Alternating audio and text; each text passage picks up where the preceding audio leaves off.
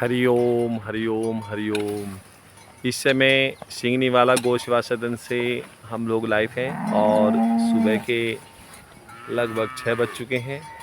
आप देख सकते हैं सारी गैयों के लिए हरा चारा लगा दिया गया है। सभी गैयां बड़े ही आनंद के पलों में हरे चारे का सेवन कर रही हैं और साथ ही साथ भोलेनाथ की सेवा के लिए हमने कुछ फूल भी लगाए हैं जिनकी नुलाई और गुड़ाई का काम चल रहा है शिवोहम गौ सेवा सदन में।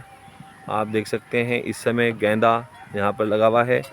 दीपावली के शुभ अवसर पर भोलेनाथ को हम सजाया जाएगा, जिसके लिए गेंदे की नुलाई चल रही है। हमारे कुछ युवा साथी और हमारे सेवादार इस समय गेंदे की नुलाई कर रहे हैं और बड़ा ही सुंदर दृश्य है शिवोहम गौ सेवा सदन का। और कुछ पालक कुछ मेथी भी जम कर के तैयार हो गई है और सारी गम्में एक साथ हरे चारे का पूरा ही आनंद लेते हुए माँ गंगा के सानिध्य में सिंगनीवाला गौ सेवा सदन आज 17 सितंबर और सुबह के 6 बजे हैं।